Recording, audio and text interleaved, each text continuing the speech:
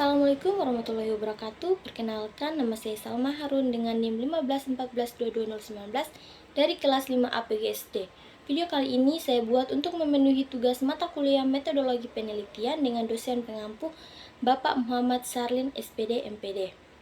Judul penelitian yang saya ambil adalah pengaruh penggunaan media pembelajaran interaktif terhadap peningkatan hasil belajar siswa kelas 4 SD pada mata pelajaran IPA di SDN 3 Mootilang. Nah, yang pertama ini ada latar belakang dari penelitian. Di era digital saat ini, teknologi informasi dan komunikasi telah mengubah banyak aspek kehidupan manusia, terutama pendidikan. Salah satu inovasi yang paling populer adalah penggunaan sumber belajar interaktif. Tujuan dari media ini adalah untuk meningkatkan efektivitas dan keterlibatan dalam pembelajaran, terutama dalam pendidikan sekolah dasar. Diharapkan bahwa penggunaan materi pembelajaran interaktif akan meningkatkan minat belajar siswa, memperkuat pengetahuan, dan pada akhirnya meningkatkan hasil pembelajaran. Hal ini penting untuk mata pelajaran IPA yang seringkali dianggap menantang oleh siswa. Media yang dapat mengkomunikasikan informasi dengan cara yang mudah dipahami seringkali dibutuhkan untuk konten IPA yang abstrak dan rumit. Banyak sekolah yang telah memulai memasukkan materi pembelajaran interaktif ke dalam kurikulum mereka sebagai hasil dari kemajuan teknologi. Pilar utama yang menopang generasi penerus bangsa adalah pendidikan. Pemahaman siswa terhadap berbagai disiplin ilmu, khususnya pada ilmu pengetahuan alam, sangat terbantu dengan proses belajar mengajar di sekolah dasar. Selanjutnya ada identifikasi masalah.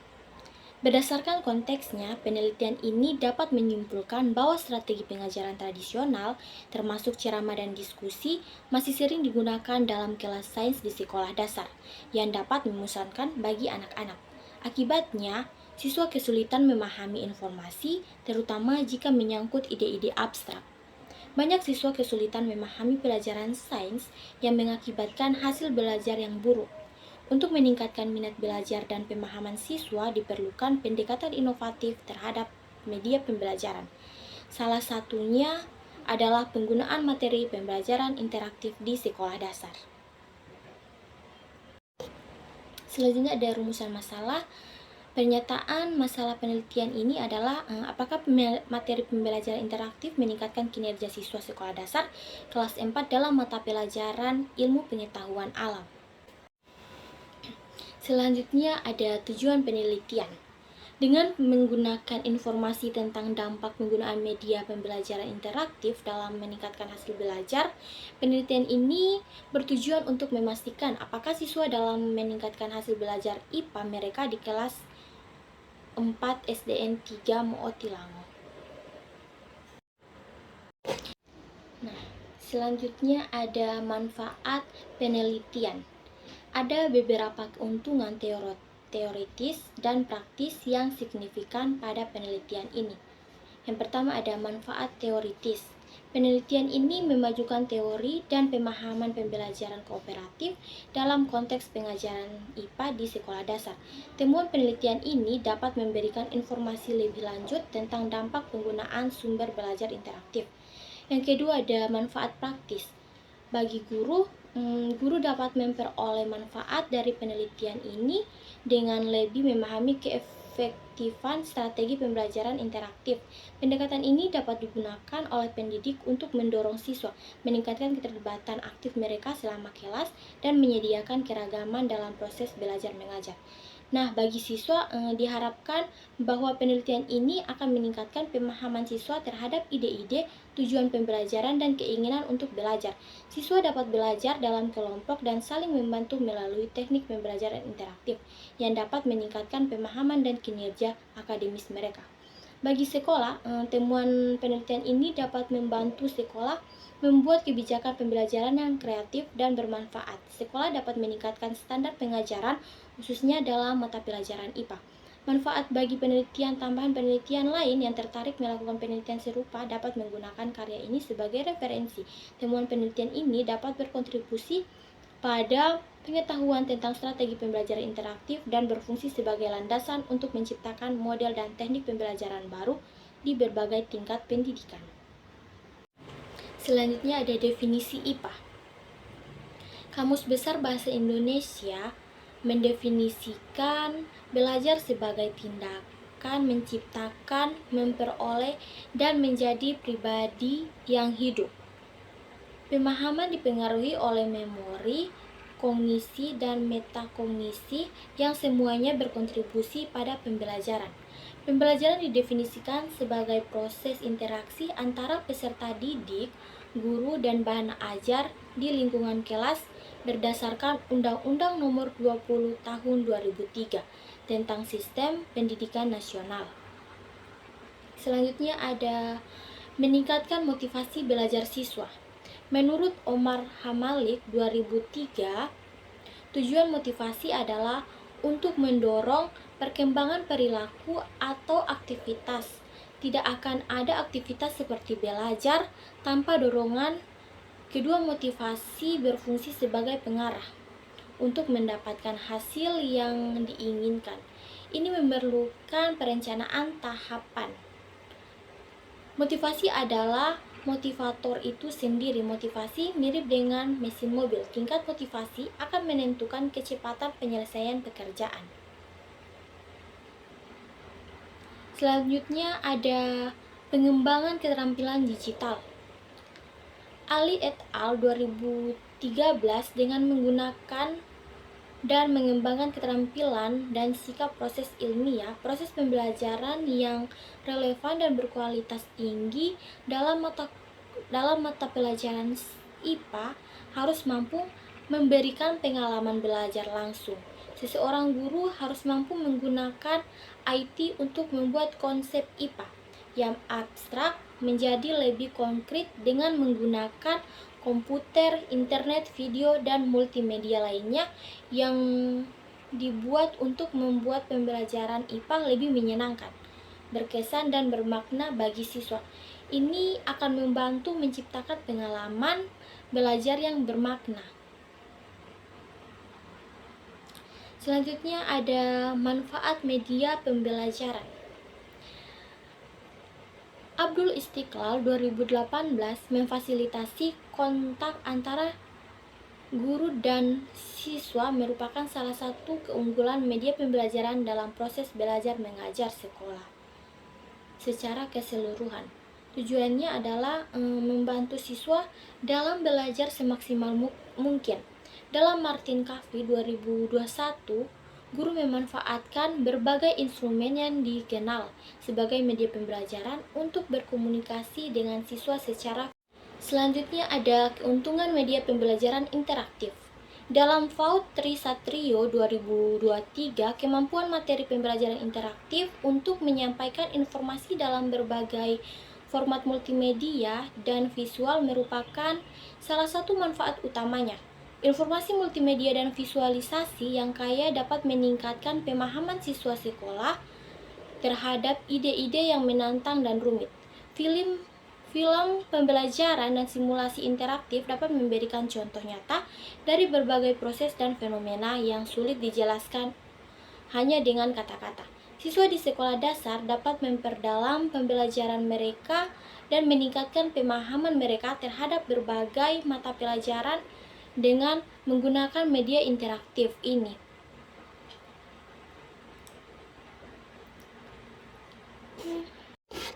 Selanjutnya ada kajian relevan. Aulia Anissa Fitri 2023, hasil pembelajaran siswa sekolah dasar yang dipengaruhi oleh penggunaan media interaktif. Pendekatan yang digunakan adalah penelitian pustaka dan data dikumpulkan dengan melihat sejumlah buku, jurnal, dan artikel daring. Sumber belajar interaktif dapat meningkatkan daya ingat siswa terhadap mata pelajaran karena terlihat menarik dan mendorong siswa berpartisipasi aktif. Menurut temuan penelitian, hasil belajar siswa sangat dipengaruhi oleh penerapan materi pembelajaran interaktif di sekolah dasar. Selanjutnya ada hipotesis penelitian. Hipotesis penelitian yang diajukan dalam studi ini didasarkan pada landasan teoritis dan kerangka konseptual yang disebut sebelumnya. Yang pertama ada hasil belajar IPA siswa kelas 4 di SDN 3 Motilango tahun ajaran 2024-2025 dipengaruhi oleh pemanfaatan teknologi interaktif. Yang kedua, pada tahun ajaran 2024-2025, kelas eksperimen dan kelas kontrol siswa kelas 4 SD N3 Motilango menggunakan media animasi interaktif yang berbeda untuk menciptakan hasil belajar IPA yang berbeda.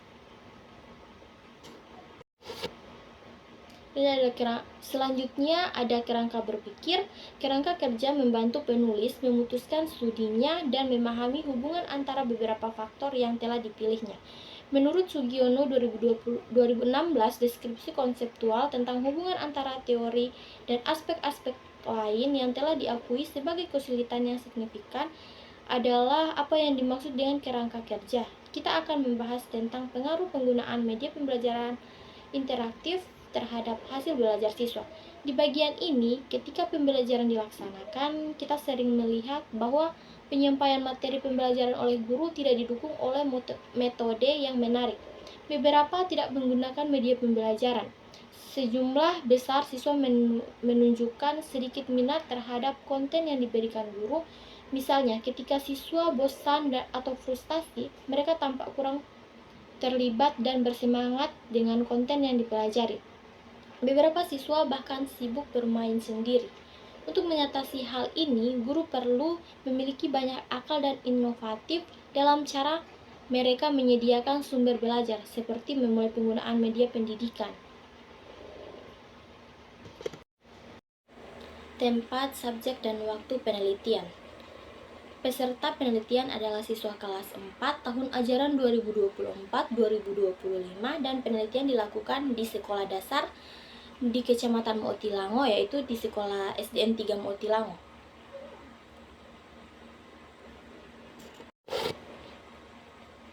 Jenis penelitian yang diambil adalah penelitian kuantitatif. Alasan memilih penelitian kuantitatif tentang pengaruh penggunaan media pembelajaran interaktif terhadap peningkatan hasil belajar siswa kelas 4 SDN pada mata pelajaran IPA di SDN 3 Motilango. Yang pertama itu adalah relevansi dengan kebutuhan pendidikan. Penelitian ini penting karena hasil belajar IPA di SD seringkali menjadi tantangan terutama untuk siswa kelas 4 yang mulai diperkenalkan pada konsep-konsep abstrak. Media pembelajaran interaktif dapat menjadi solusi untuk relevan untuk meningkatkan motivasi belajar siswa dan mempermudah pemahaman materi. Yang kedua ada peningkatan mutu pembelajaran IPA. Mata pelajaran IPA sering dianggap sulit oleh siswa karena membutuhkan kemampuan analisis dan pemahaman konsep yang mendalam. Media interaktif diharapkan mampu meningkatkan efektivitas pembelajaran sehingga belajar siswa menjadi lebih baik. Yang ketiga ada pengaruh teknologi dalam pendidikan. Saat ini, teknologi pendidikan semakin berkembang dan media pembelajaran interaktif menjadi salah satu inovasi yang potensial. Penelitian ini akan membantu mengevaluasi efektivitas teknologi tersebut dalam konteks lokal, khususnya di SDN 3 Motilango. Selanjutnya ada prosedur penelitian. Tahap penelitian kuanti yang akan dilakukan adalah sebagai berikut. Yang pertama ada tahap persiapan. Jumlah kelas dan siswa yang akan menjadi partisipan penelitian, strategi pengajaran guru kelas 4 dan penyelidikan awal di SDN 3 Motilango menjadi dasar penentuan keadaan sekolah, meliputi studi observasi dan dokumentasi. Yang kedua, membuat kisi-kisi dan alat pengumpul data dalam bentuk ujian pilihan ganda. Yang ketiga, pengujian instrumen di SD Negeri 3 Motilango. Yang keempat, menentukan instrumen mana yang tepat untuk digunakan sebagai soal pretest dan posttest dengan menganalisis data uji coba. Selanjutnya ada tahap pelaksanaan. Prates diberikan kepada kelas eksperimen dan kontrol menggunakan media interaktif untuk menerapkan pembelajaran di kelas eksperimen. Di sisi lain, terapi media interaktif tidak digunakan pada kelompok kontrol. Yang ketiga ada melakukan pasca tes untuk kelompok eksperimen dan kontrol. Yang ini ada penyelesaian. Tahap penting dalam analisis data hasil tes adalah membandingkan nilai pretest dan posttest, kelas eksperimen dengan kelas kontrol untuk mengetahui pengaruh bahan ajar animasi interaktif terhadap hasil belajar IPA siswa kelas 4 SD Negeri 3 Motilang. Selanjutnya ada populasi dan sampel. Yang pertama itu ada populasi. Dalam penelitian, populasi merupakan sekumpulan orang atau objek yang memiliki kesamaan. Menurut Sugiono 2016, populasi merupakan kelompok generasi yang terdiri dari item atau orang dengan ciri tertentu yang dipilih oleh peneliti untuk diteliti dan disimpulkan lebih lanjut. Sebanyak 20 siswa kelas 4 SD Negeri 3 Motilango yang dibagi menjadi 3 kelas, termasuk kelas 4 mengikuti penelitian pada tahun pelaksanaan 2024-2025. Lalu ada sampel penelitian. Sebagian dari populasi yang akan dijadikan subjek penelitian disebut sampel. Sugiono 2016 menegaskan bahwa sampel penelitian merupakan komponen dari besar dan susunan populasi. Sugiono menggarisbawahi bahwa sampel penelitian harus sangat representatif agar dapat menggambarkan kondisi populasi yang sebenarnya secara akurat. Penulis memilih sampel untuk penelitian ini dengan menggunakan desain non-probabilitas, yaitu strategi pengambilan sampel yang tidak diberikan setiap elemen atau orang dalam. Selanjutnya ada variabel penelitian.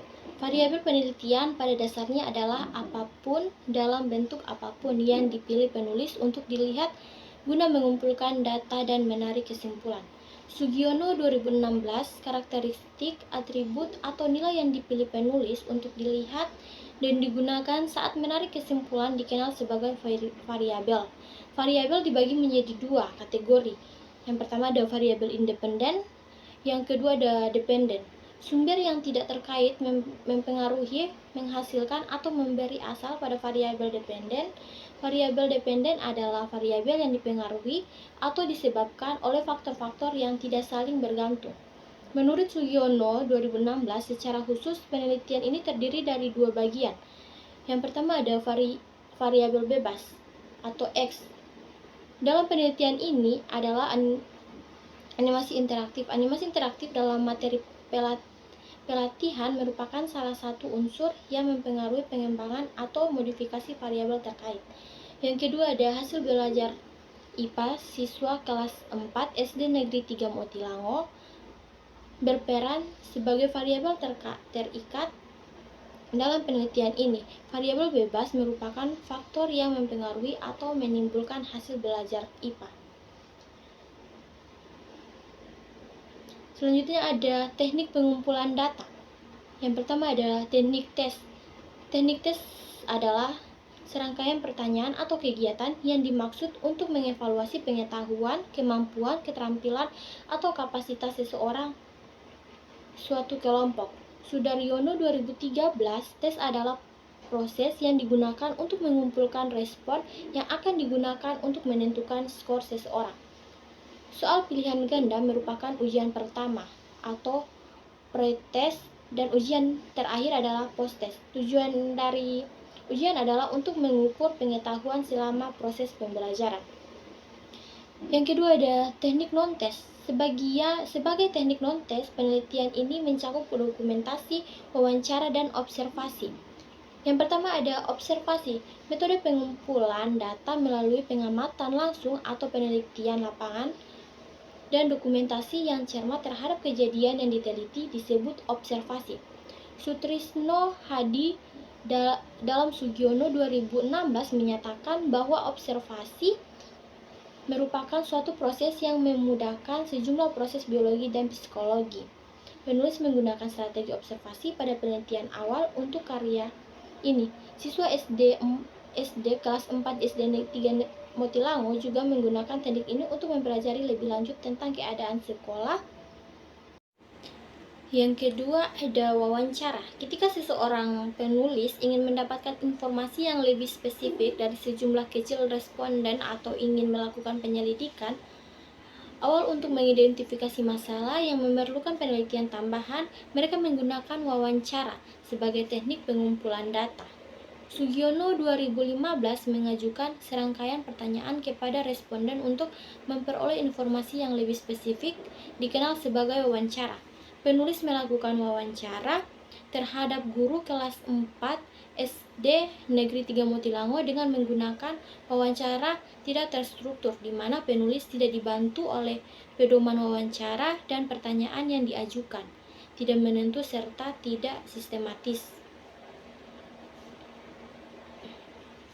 Yang ketiga ada studi dokumentasi.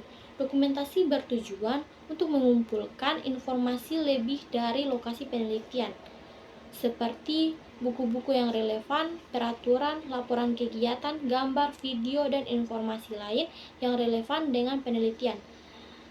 Ridwan 2014 peneliti menggunakan pendekatan analisis dokumen untuk mengumpulkan data tentang hasil belajar. Penulis menggunakan dokumentasi untuk mengumpulkan informasi hasil ujian tengah semester siswa kelas 4 SDN 3 Motilango. Selanjutnya ada teknik analisis data.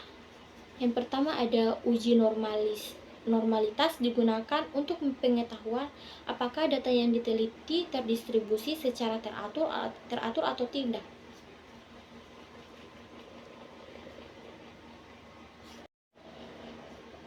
Selanjutnya ada uji homogenitas. Uji homogenitas digunakan untuk memastikan apakah sampel yang digunakan dalam penelitian ini homogen atau memiliki variansi yang sama. Menurut Munkarno 2017 menentukan hipotesis dalam bentuk kalimat, menentukan tarif signifikan dalam penelitian ini tarif signifikannya. Terima kasih, itulah video dari saya. Bila ada kurang saya mohon maaf. Wabillahi taufiq wal hidayah. Wassalamualaikum warahmatullahi wabarakatuh.